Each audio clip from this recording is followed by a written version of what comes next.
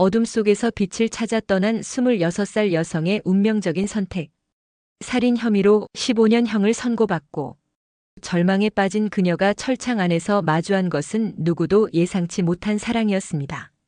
30년의 나이 차이, 교도관과 수감자라는 금지된 관계, 엄격한 교도소 규칙. 모든 것이 그들을 갈라놓으려 했지만 진실된 감정은 그 어떤 장벽도 무너뜨렸습니다. 그냥 철창 안의 일시적인 착각이라고 모두가 말했던 이 사랑이 어떻게 새로운 인생으로 이어졌을까요? 자신의 모든 것을 걸고 그녀의 진실을 밝히려 했던 그 마음의 깊이는 무엇이었을까요? 지금부터 이 놀라운 이야기를 끝까지 지켜봐 주세요. 채널을 구독하고 좋아요도 눌러주시고 댓글에 어느 지역에서 보고 계신지도 함께 남겨주세요. 뚱뚱뚱. 기상 종소리가 여성 교도소 복도를 따라 울려 퍼졌다. 유진은 쇠창살 너머로 새어들어오는 희미한 햇살을 바라보며 무거운 눈꺼풀을 들어올렸다. 오늘도 어제와 같은 하루가, 내일도 오늘과 같은 하루가 기다리고 있었다. 419호 세면 시간. 차가운 목소리가 복도에서 울려 퍼졌다. 유진은 미간을 찌푸렸다. 그 목소리의 주인공을 잘 알았다. 강 교도관. 이 구역의 수감자들은 그를 철의 사나이라고 불렀다. 규칙을 철저히 지키는 그의 냉정함 때문이었다. 네, 갑니다. 유진이 무심하게 대답했다. 문이 열리고 유진은 세면 도구를 들고 다른 수감자들과 함께 줄을 지어 세면실로 향했다. 50대 중반의 강 교도관이 복도에 서서 수감자들을 감시하고 있었다. 여성 교도관도 함께였다. 교도소 규정상 여성 수감자 관리 시 최소 1명의 여성 교도관이 함께해야 했다. 복도를 걸으며 유진은 자신의 처지를 곱씹었다. 26. 사회에 나가 있었다면 직장에서 인정받거나 연인과 데이트를 하거나 친구들과 맛집을 찾아다니고 있을 나이였다. 하지만 그녀는 여기 차가운 콘크리트 벽으로 둘러싸인 철창 안에 갇혀 있었다. 앞으로 15년을 더 생각만 해도 숨이 막혔다. 세면실에 들어서자 차가운 물이 얼굴에 닿았다. 유진은 거울에 비친 자신의 얼굴을 바라보았다. 창백한 피부, 생기 없는 눈동자. 예전에 화사했던 모습은 온데간데 없었다. 시간 다 됐습니다. 여성 교도관이 알렸다. 유진은 한숨을 내쉬며 수건으로 얼굴을 닦았다. 그때 우연히 거울을 통해 그녀는 강 교도관의 시선과 마주쳤다. 순간 유진은 멈칫했다. 그의 눈에 이전에 본 적 없는 무언가가 깃들어 있었다. 동정? 연민? 강 교도관은 서둘러 시선을 돌렸다. 유진도 거울에서 시선을 떼고 다른 수감자들과 함께 세면실을 나섰다. 어느 비오는 오후 도서관에서 혼자 책을 읽던 유진은 책장 너머로 익숙한 발소리를 들었다. 강 교도관이었다. 그는 정기 순찰 중이었다. 도서관에는 CCTV가 여러 대 설치되어 있었고 다른 수감자들도 있었다. 강 교도관은 책장 사이를 지나치며 유진의 테이블 근처에 잠시 멈춰섰다. 좋은 책인가요? 그가 공식적인 어조로 물었다. 네. 유진이 짧게 대답했다. 그의 갑작스러운 관심이 의아했다. 문학에 관심이 많으신가 보군요. 강 교도관이 말했다. 유진은 고개를 끄덕였다. 고등학교 때 문예부였어요. 그렇군요. 강 교도관은 더 이상 말을 잇지 않고 순찰을 계속했다. 이 짧은 대화는 평범해 보였지만 유진의 마음에는 작은 파문을 일으켰다. 1년 동안 그 어떤 교도관도 그녀의 관심사에 대해 물어본 적이 없었다. 단지 419호일 뿐이었다. 일주일 후 유진은 도서관에서 다시 강 교도관을 마주쳤다. 이번에도 그는 순찰 중이었다. 이번에는 어떤 책인가요? 그가 물었다. 유진은 책 표지를 보여주었다. 해밍웨이의 노인과 바다예요. 좋은 선택이군요. 저도 좋아하는 작품입니다. 강 교도관이 대답했다. 유진은 살짝 놀랐다. 쓸쓸하지만 패배하지 않는다는 주제가 마음에 들어요. 강 교도관은 미소 지었다. 그의 얼굴이 한결 부드러워 보였다. 맞습니다. 삶의 시련 속에서도 존엄을 잃지 않는 것. 중요한 가치죠. 이 짧은 대화는 도서관의 CCTV 아래서 다른 수감자들이 있는 공개된 장소에서 이루어졌다. 하지만 유진은 강 교도관과의 대화에서 이상한 위안을 느꼈다. 그는 그녀를 단순한 수감번호가 아닌 한 사람으로 대했다. 다음 날 아침 식사 시간. 유진의 식판에는 작은 요구르트가 추가되어 있었다. 교도소 식단에 포함되지 않은 것이었다. 유진은 의아했지만 말없이 받아들였다. 그날 이후로 일주일에 한두 번씩 식판에 요구르트가 놓여 있곤 했다. 유진은 강 교도관의 이름이 강민석이라는 것을 알게 되었다. 다른 교도관이 그를 부를 때 들었다. 그 이름을 알게 된 것만으로도 그녀는 이상한 설렘을 느꼈다. 교도소의 일상은 지루했지만 유진은 이제 강 교도관과의 짧은 대화를 기대하게 되었다. 그들의 대화는 항상 공개된 장소에서, 다른 사람들이 있는 곳에서, 그리고 항상 책이나 문학에 관한 것이었다. 하지만 그 안에는 미묘한 따뜻함이 숨겨져 있었다. 어느 날 유진은 작업장에서 일하던 중 손을 다쳤다. 바늘이 손가락을 찔러 피가 흘렀다. 강 교도관이 그녀를 의무실로 호송했다. 조심했어야죠. 의무실로 가는 길에 그가 말했다. 실수였어요. 유진이 대답했다. 그들 외에도 여성 교도관이 함께 있었다. 의무실에서 간호사가 유진의 상처를 소독하고 밴드를 붙여주었다. 강 교도관은 잠시 창밖을 바라보며 말했다.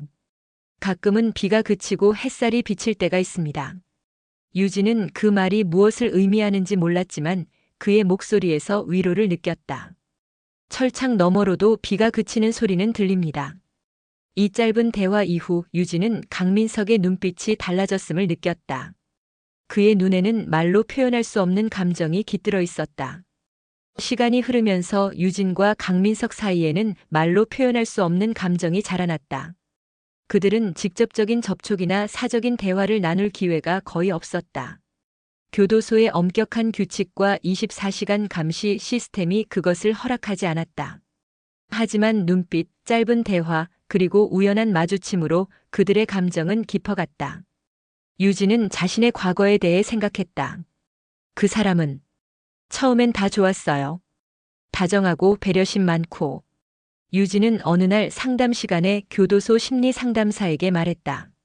그런데 어느 순간부터 달라졌어요. 제 친구들을 만나는 것도 싫어하고 옷차림에 대해 이러쿵저러쿵 간섭하고. 그녀는 자신의 이야기를 상담사에게 털어놓았다. 어느 날 남자친구가 술에 취해 그녀를 처음으로 때렸던 일, 그 후로 폭행이 심해졌던 일, 그리고 마지막 날 자신의 목숨을 지키기 위해 부엌 칼을 들었던 일까지. 정당방위였을 텐데. 상담사가 조심스럽게 말했다. 유진은 고개를 저었다. 증거가 부족했어요. 그리고 그의 부모님은 돈이 많았죠.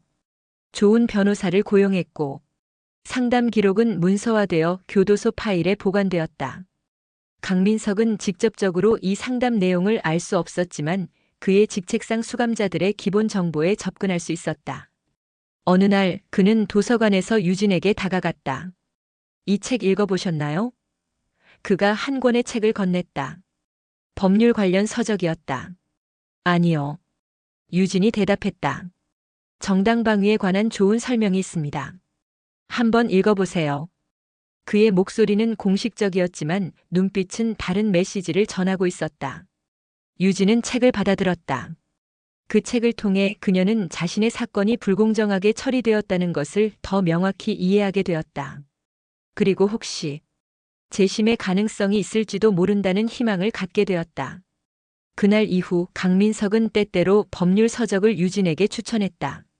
모두 공개적으로 도서관에서 다른 사람들이 보는 앞에서 이루어진 일이었다.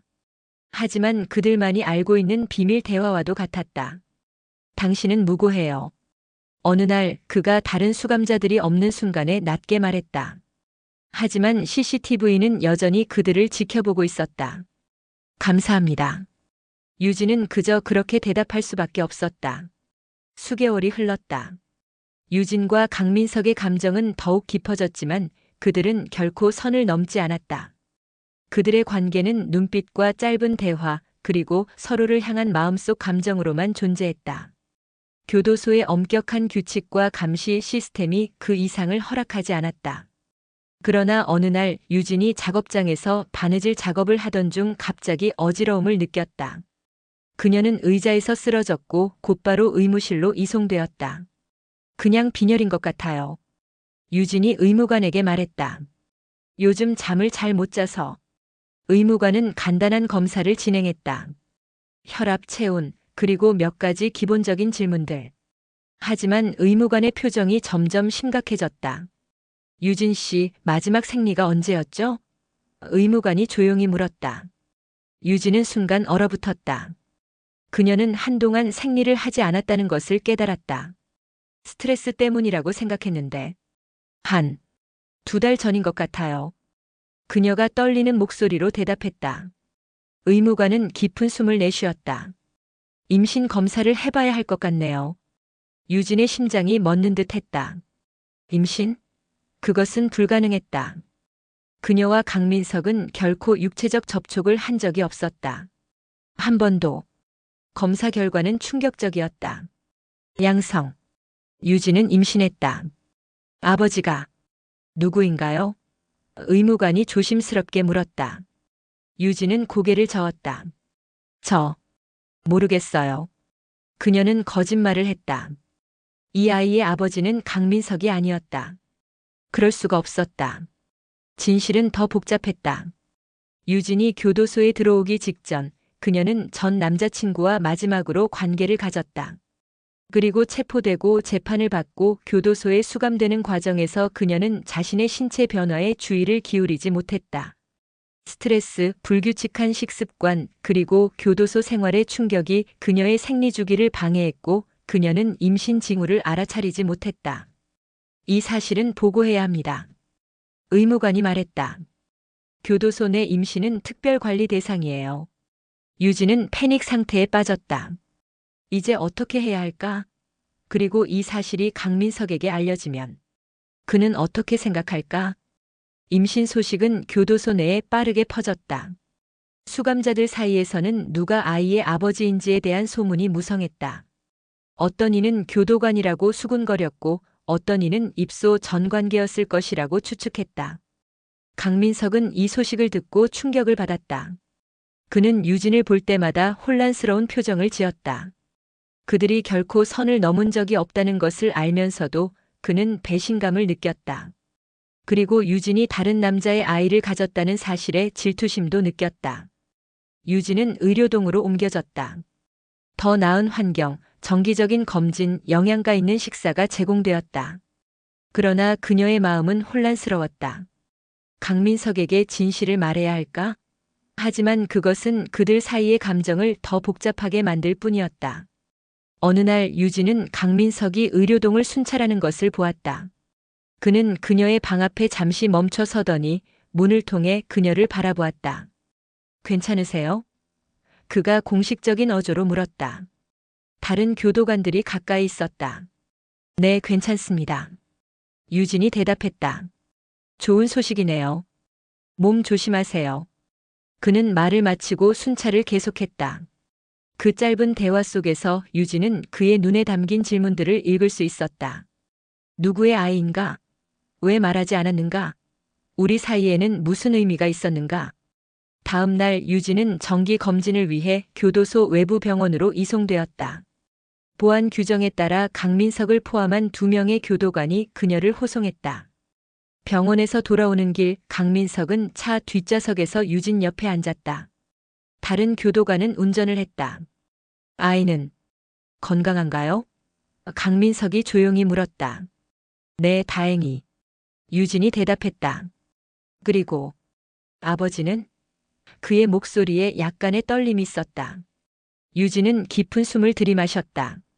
전 남자친구예요. 입소 직전. 저도 몰랐어요. 강민석의 표정이 변했다. 안도? 실망? 그것은 알 수 없었다. 그렇군요. 그들은 그 후로 더 이상 대화하지 않았다. 하지만 유진은 강민석의 눈빛이 달라졌다는 것을 느꼈다. 이전의 따뜻함이 돌아왔다. 임신 5개월 차 유진은 거의 매일 강민석을 보게 되었다. 그는 의료동 담당 교도관으로 배정되었다. 항상 공식적이고 전문적인 태도를 유지했지만 그들 사이에는 다시 특별한 연결고리가 형성되었다. 어느 날 강민석이 유진의 방문을 열고 점심 식사를 가져왔다. 여성 간호사가 함께였다. 약도 함께 가져왔습니다. 그가 말했다. 그리고 이것도. 그는 테이블 위에 책 한 권을 올려놓았다. 도서관에서 추천받은 책입니다. 심리적 안정에 도움이 될 거예요. 유진은 고개를 끄덕였다. 감사합니다. 간호사가 약을 내어주고 방을 나갔다. 강민석은 잠시 더 머물렀다. 요즘 어떠세요? 그가 진심 어린 목소리로 물었다. 괜찮아요. 아이도 건강해요. 유진이 미소 지었다. 강민석은 조심스럽게 말했다. 유진 씨, 당신의 사건을 좀 더 자세히 알아봤어요. 유진은 놀라서 그를 바라보았다. 정당방위였다는 증거가 있을 수 있어요. 재심을 신청해보는 건 어떨까요? 그가 계속 말했다. 유진의 눈에 눈물이 고였다. 정말 가능할까요? 해볼 가치가 있어요. 내가 도울 수 있는 방법을 찾아볼게요. 그의 목소리는 결연했다. 이 대화는 그들의 관계에 새로운 차원을 더했다. 강민석은 단순히 유진에게 감정을 품은 것을 넘어 그녀를 도우려는 진정한 의지를 보여주었다. 이후 강민석은 유진의 사건 기록을 검토하기 시작했다. 그의 직책을 이용해 합법적으로 접근할 수 있는 정보들을 수집했다. 그는 직접적인 증거를 찾기 위해 유진의 전 남자친구에 대한 조사도 시작했다. 유진은 자신의 미래에 대해 처음으로 희망을 갖게 되었다. 그리고 그녀는 강민석에 대한 감정이 더욱 깊어지는 것을 느꼈다. 비록 그들은 결코 육체적으로 가까워진 적이 없지만 그들의 정신적, 감정적 연결은 강해졌다. 임신 7개월 차 유진은 정기 검진을 위해 다시 외부 병원으로 이송되었다. 이번에도 강민석이 호송을 담당했다. 검진 후 그는 병원 복도에서 잠시 유진과 이야기할 기회를 얻었다. 좋은 소식이 있어요. 그가 낮은 목소리로 말했다. 당신의 전 남자친구가 다른 여성에게도 폭력을 행사한 증거를 찾았어요. 그리고 그 여성이 증언할 의사가 있답니다. 유진의 눈이 커졌다. 정말요? 네. 그리고 당신의 이웃이 사건 당일 밤 폭력 소리를 들었다고 증언할 준비가 되어 있어요. 당시에는 두려워서 말하지 않았지만 이제는. 유진은 감격에 벅차 말을 잇지 못했다. 어떻게 이 모든 것을 찾으셨어요? 제 동생이 변호사예요. 그가 도와주고 있어요. 강민석이 설명했다. 우리는 곧 당신의 재심을 신청할 수 있을 거예요. 유진은 눈물을 참으며 고개를 끄덕였다. 정말 감사해요. 그들이 교도소로 돌아오는 길 유진은 자신의 미래에 대해 생각했다. 만약 재심에서 무죄 판결을 받는다면 그녀는 자유롭게 될 것이다. 그리고 아이도 교도소 밖에서 태어날 수 있을 것이다. 그리고 강민석. 그와의 관계는 어떻게 될까? 그날 밤 유진은 긴 편지를 썼다. 강민석에 대한 자신의 감정, 그의 도움에 대한 감사함, 그리고 미래에 대한 희망을 담았다. 하지만 그 편지를 전할 방법은 없었다. 그녀는 그저 의료동의 창문을 통해 밤하늘을 바라보며 언젠가 기회가 오기를 바랐다. 임신 8개월 재심 신청이 접수되었다. 강민석의 동생인 변호사가 유진의 사건을 맡았다. 그는 새로운 증인들의 증언과 함께 전 남자친구의 폭력성을 입증하는 다른 증거들도 제출했다. 교도소 내에서 유진의 재심 소식이 퍼지자 그녀를 바라보는 시선이 달라졌다. 다른 수감자들, 심지어 교도관들도 그녀에게 더 공감하기 시작했다. 이제 모두가 그녀가 진짜 피해자였을 가능성을 인정하게 되었다. 강민석은 계속해서 전문적인 태도를 유지했지만 유진에 대한 그의 감정은 더욱 깊어졌다. 그는 자신이 사랑에 빠졌다는 것을 인정했다. 하지만 그들의 상황이 너무 복잡했다. 그는 교도관이었고 그녀는 수감자였다. 비록 그들이 결코 부적절한 행동을 하지 않았더라도 그들의 감정은 여전히 교도소 규정에 어긋나는 것이었다. 어느 날 강민석은 중대한 결정을 내렸다. 그는 교도소장에게 면담을 요청했다. 무슨 일인가 강 교도관? 소장이 물었다. 강민석은 깊은 숨을 들이마셨다. 소장님, 저는 419호 수감자 유진에 대해 개인적인 감정을 갖게 되었습니다. 소장의 표정이 굳어졌다. 무슨 말인가? 부적절한 행동은 없었습니다. 강민석이 신속하게 덧붙였다. 하지만 제 감정이 공정한 직무 수행에 영향을 줄 수 있다고 판단했습니다. 그래서 다른 구역으로 전보를 요청하고 싶습니다. 소장은 강민석을 오랫동안 바라보았다. 예상치 못한 고백이군. 정직한 태도는 인정하지만 이 일을 그냥 넘어갈 수는 없네. 이해합니다. 강민석이 고개를 숙였다. 당분간 행정 업무로 배치하겠네. 그리고 이 일은 내부 조사를 거쳐야 할 것이야. 소장이 결정을 내렸다. 강민석은 예상했던 결과였다. 그는 자신의 경력에 타격이 있을 것을 알면서도 이 결정을 내렸다. 유진과의 직접적인 접촉을 피하는 것이 두 사람 모두를 위한 일이라고 생각했다. 유진은 강민석이 갑자기 보이지 않게 되자 불안해했다. 그가 왜 의료동에 오지 않는지, 무슨 일이 있었는지 알 수 없었다. 임신 9개월 출산이 임박했다. 유진은 외부 병원에서 출산할 예정이었다. 그리고 더 중요한 소식, 그녀의 재심 날짜가 정해졌다. 출산 후 2주 뒤였다. 강민석의 동생은 유진의 방문을 자주 왔다. 법적 상담을 위해서였다. 그는 늘 강민석에 관한 소식을 전해주었다. 오빠가 안부 전해달래요. 그가 어느 날 말했다. 지금은 행정부서에서 일하고 있어요. 교도소장에게 당신에 대한 감정을 고백했거든요. 유진은 충격을 받았다. 그가 왜요? 직업 윤리 때문이었어요. 오빠는 매우 원칙적인 사람이니까요. 변호사가 설명했다. 하지만 걱정하지 마세요. 내부 조사 결과 부적절한 행동은 없었다고 결론 났어요. 단지 감정이 있었을 뿐이죠. 유진은 고개를 끄덕였다. 그녀도 같은 감정을 느꼈다. 하지만 그들은 결코 그 선을 넘지 않았다. 출산일이 다가왔다. 유진은 진통이 시작되자 즉시 외부 병원으로 이송되었다. 출산 과정은 길고 고통스러웠지만 마침내 그녀는 건강한 여자아이를 낳았다. 이름을 뭐라고 지을 거예요? 간호사가 물었다. 유진은 작은 아기를 바라보며 미소 지었다. 희망이라고 할래요. 새로운 희망처럼 느껴져서요. 출산 후 유진은 교도소로 돌아와야 했다. 아기는 일시적으로 유진의 어머니가 돌보기로 했다. 유진의 어머니는 처음에는 딸의 상황에 실망했지만 손녀의 탄생과 재심 소식에 마음을 열었다. 조금만 더 기다려요. 변호사가 유진에게 말했다. 재심이 잘 진행된다면 당신은 곧 아이와 함께 할 수 있을 거예요. 재심 당일 유진은 교도소 밖으로 나와 법원으로 이송되었다. 그녀는 깔끔한 민간 옷을 입고 단정하게 머리를 정리했다. 법정에 들어서자 그녀는 강민석이 방청석에 앉아 있는 것을 보았다. 그들의 눈이 잠시 마주쳤고 그는 작게 고개를 끄덕였다. 재판은 예상보다 빨리 진행되었다.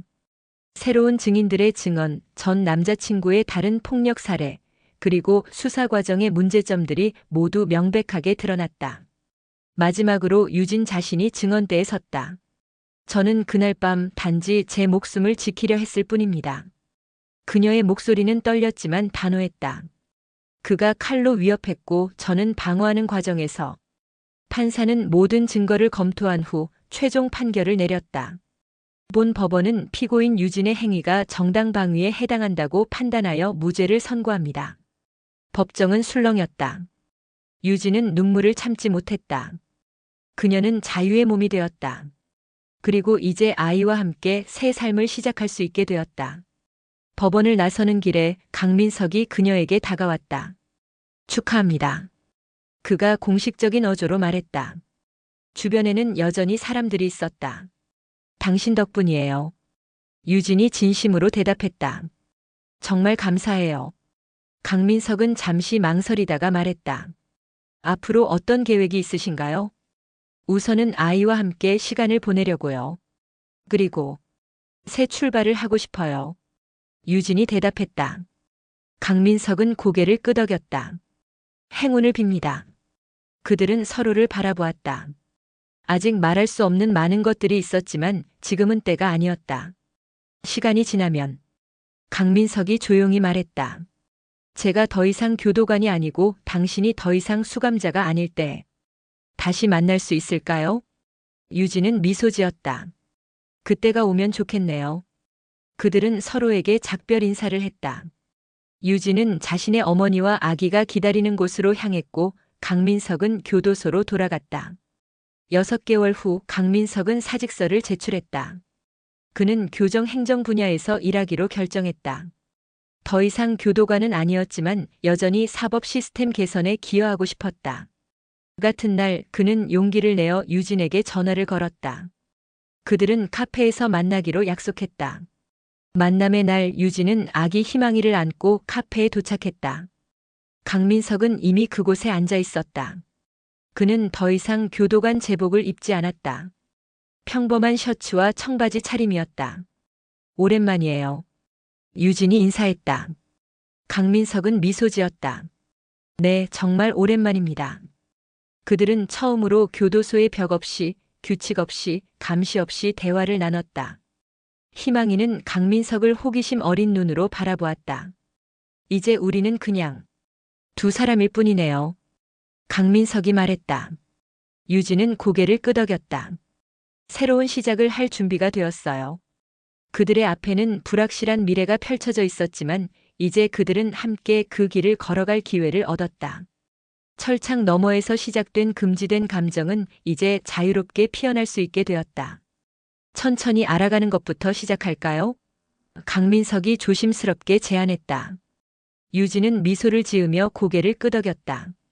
그게 좋겠네요. 철창과 규칙에 갇혀있던 그들의 감정이 마침내 자유를 얻었다. 그리고 이제 진정한 사랑이 시작될 수 있는 시간이었다. 봄비가 내리는 토요일 오후 유진은 아파트 창가에 서서 비에 젖어가는 작은 정원을 바라보고 있었다. 뒤에서 희망이의 웃음소리가 들렸다. 유진은 미소를 지으며 돌아섰다. 이제 18개월이 된 희망이가 강민석과 함께 블록 놀이를 하고 있었다. 희망이는 강민석이 쌓아준 블록 탑을 한 번에 무너뜨리고는 까르륵 웃고 있었다. 우리 딸 정말 장난꾸러기네. 유진이 웃으며 말했다. 강민석은 따뜻한 눈빛으로 유진을 바라보았다. 너를 닮아서 그래. 지난 1년은 그들에게 많은 변화를 가져왔다. 유진은 대학 공부를 다시 시작해 아동심리학을 전공하고 있었다. 강민석은 교정제도 개선을 위한 NGO에서 일하며 수감자 재활 프로그램을 개발하고 있었다. 그리고 6개월 전 그들은 이 작은 아파트로 함께 이사했다. 커피 마실래? 유진이 부엌으로 향하며 물었다. 응, 고마워. 강민석이 대답했다. 유진이 커피를 준비하는 동안 강민석은 희망이를 안고 창가로 다가왔다. 빗소리 들려? 토독토독. 그가 희망이에게 속삭였다. 토독토독.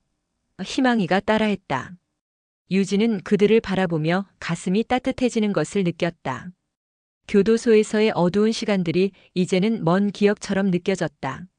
내일 내 어머니 오신대? 강민석이 물었다. 유진은 고개를 끄덕였다. 응, 주일 점심 먹으러. 요즘 희망이 보고 싶어서 안달이래. 예전에 비하면 정말 많이 달라지셨어. 강민석이 미소 지었다. 처음에 유진의 어머니는 강민석을 의심의 눈초리로 바라봤다. 전직 교도관이 딸과 사귀는 것을 못마땅해 했다. 하지만 시간이 지나면서 강민석의 진심과 딸을 향한 깊은 사랑을 인정하게 되었다. 오늘 편지 왔어. 유진이 커피를 테이블에 내려놓으며 말했다. 미영이? 응. 이번 달에 가석방 심사가 있대. 기대해도 될 것 같다고. 강민석은 고개를 끄덕였다. 좋은 소식이네. 미영이도 새 출발할 기회가 생기겠구나. 유진은 교도소의 친구들과 연락을 유지하고 있었다. 특히 미영과는 자주 편지를 주고받았다. 유진은 가끔 교도소를 방문해 수감자들을 위한 심리 상담 자원봉사도 했다. 어제 수업에서 있었던 일 알아? 유진이 소파에 앉으며 말했다. 교수님이 내 경험담을 학생들과 나눠달라고 하셨어. 그래서 말했어? 유진은 고개를 끄덕였다. 모든 걸. 내가 겪은 가정폭력, 재판, 교도소 생활. 그리고 어떻게 다시 일어섰는지. 어땠어? 강민석이 유진의 손을 잡았다. 처음엔 무서웠어. 하지만 말을 마쳤을 때 몇몇 학생들이 눈물을 흘리더라. 한 여학생은 수업 후에 와서 자기도 비슷한 경험이 있다고 내 이야기가 용기를 줬다고 말해줬어. 강민석은 유진의 손을 더 꼭 쥐었다. 넌 정말 대단해, 유진아. 우리 둘 다 대단한 거지. 유진이 미소 지었다. 우리가 만난 방식은 특이했지만 결국 서로에게 구원이 되었잖아. 비가 점점 세차게 내리기 시작했다. 희망이는 강민석의 품에 안겨 창밖을 바라보다 잠이 들었다. 아, 맞다. 강민석이 조심스럽게 희망이를 소파에 눕히며 말했다. 너한테 보여줄 게 있어. 그는 책장으로 가서 작은 상자를 가져왔다. 유진에게 건네자 그녀는 호기심에 상자를 열었다. 그 안에는 작은 병에 담긴 종이 쪽지들이 있었다. 이게 뭐야? 유진이 물었다. 우리가 처음 만났을 때부터 지금까지 내가 너에게 하고 싶었던 말들을 적은 거야. 강민석이 부드럽게 말했다. 그때는 말할 수 없었지만 이제는 말할 수 있으니까. 유진은 손을 떨며 하나의 쪽지를 꺼냈다. 오늘 도서관에서 내가 책을 읽는 모습을 봤다. 내 눈빛이 아름다웠다. 또 하나를 꺼냈다. 내가 웃을 때마다 이 차가운 교도소가 따뜻해진다. 유진의 눈에 눈물이 고였다. 그녀는 강민석을 바라보았다. 이런 것들을 다 적어뒀어? 강민석은 고개를 끄덕였다. 말할 수 없었으니까 적었지. 언젠가 너에게 줄 수 있을 날을 기다리면서. 유진은 일어나 강민석을 꼭 안았다. 사랑해, 정말 많이. 나도 사랑해. 강민석이 속삭였다. 그때 희망이가 잠에서 깨어 눈을 비비며 두 사람을 바라보았다. 아빠, 엄마, 왜 울어? 작은 목소리로 물었다. 강민석과 유진은 서로를 바라보며 웃음을 터뜨렸다. 강민석이 희망이를 안아들었다. 울고 있는 게 아니야, 희망아. 너무 행복해서 그런 거야. 행복해서 울어? 희망이가 고개를 갸웃했다. 그래, 때로는 너무 행복해서 눈물이 나기도 해. 유진이 희망이의 뺨에 키스하며 설명했다. 그들은 창가에 서서 함께 빗소리를 들었다. 철창 너머에서 시작된 그들의 이야기는 이제 사랑과 희망, 그리고 새로운 시작으로 가득 찬 세 장을 써나가고 있었다. 창밖으로 빗줄기 사이로 햇살이 비치기 시작했다. 마치 그들의 미래처럼 밝고 따뜻한 빛이었다. 철창이 그들을 갈라놓으려 했지만 진정한 사랑과 정의를 향한 의지는 그 어떤 장벽도 넘어설 수 있다는 것을 보여준 이야기였습니다. 교도관과 수감자라는 금지된 관계에서 시작된 이 감정은 결국 두 사람 모두에게 구원이 되었고 희망이라는 새 생명으로 이어져 더 큰 행복을 가져다 주었습니다. 여러분도 삶의 어두운 순간에 희망을 잃지 마세요. 가장 예상치 못한 곳에서 빛이 찾아올 수 있습니다. 이 영상이 마음에 드셨다면 채널 구독과 좋아요, 그리고 여러분의 생각을 댓글로 남겨주세요. 여러분의 이야기도 듣고 싶습니다.